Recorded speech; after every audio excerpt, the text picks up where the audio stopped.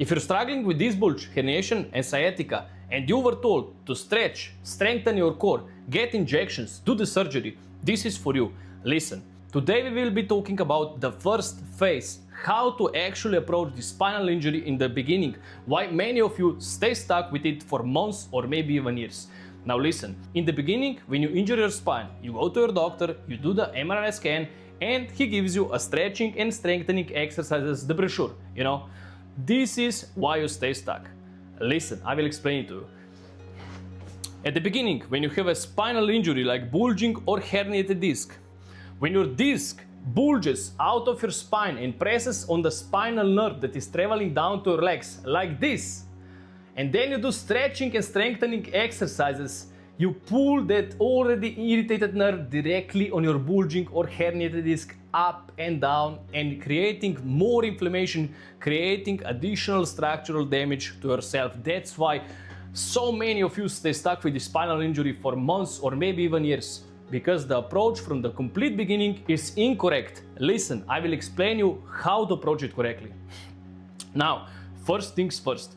If you're dealing with a spinal injury like bulging disc, herniated disc and sciatica, you should avoid all the triggers. You should find every single thing in your life that is actually triggering your back. For example, sitting, twisting of your body, using stairs, maybe driving in a car, testing if still hurts daily, doing some deep bending, running, jumping, going uphill, going downhill, stretching, doing strengthening exercises. All this will make your spinal injury worse in the beginning, you know. That's why you should avoid all the triggers in the beginning, and later down the line, when you progress, we will introduce every single of those movements back into your life. Now, you should be using correct sleeping positions throughout the night so you do not aggravate the nerve throughout the sleep, using the correct relief positions throughout the day, multiple times per day, to relieve the pressure of your spinal nerve. I made a video on a correct sleeping and the relief positions. If you did not check it out yet, I will link it below, go check it out.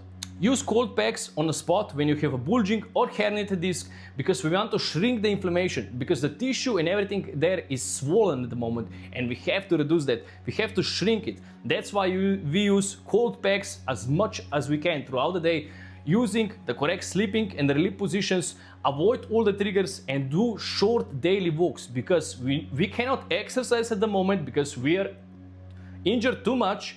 We are in this inflammation state. All the connective tissue that is there surrounding your spine, everything is inflamed, everything is puffy. We want to shrink this down. That's why we should not be aggravating our spine at the moment. We should not be doing stretching, strengthening exercises. We should not be doing any twisting, deep bending, and all the things I told you before. Now, we do a short daily walks because this is the only thing you can actually do. 2, 3 minutes, 5 minutes, 15 minutes, it depends where you actually are, how injured you are.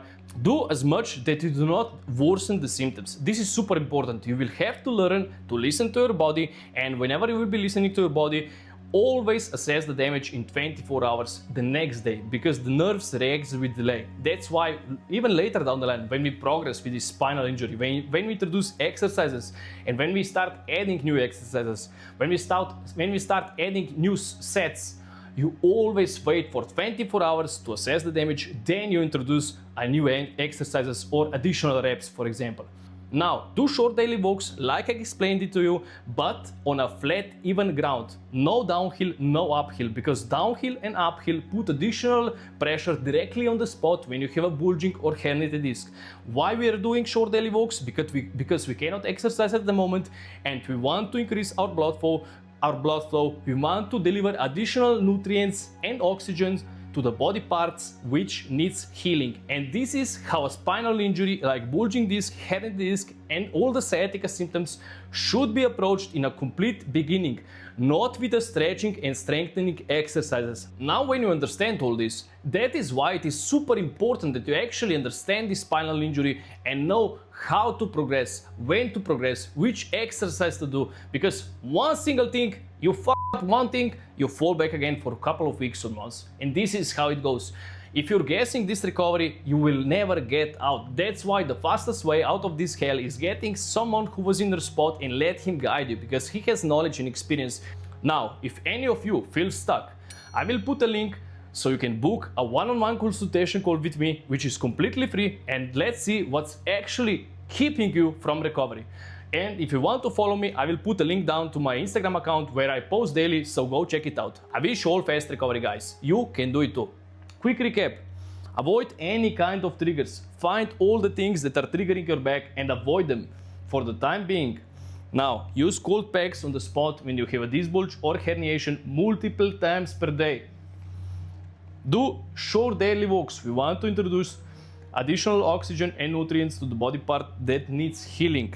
Sleeping and relief positions, super important that you sleep in a correct sleeping positions that do not aggravate the nerve throughout the sleep, using the correct relief positions throughout the day so you relieve the pressure of your spinal nerve as much as you can. Listen to your body.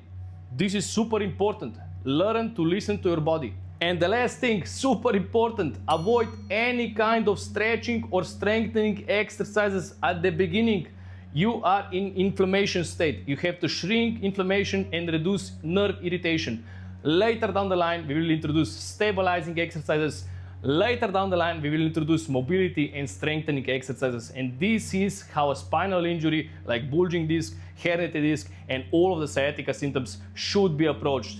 I hope this makes sense because you can do it too.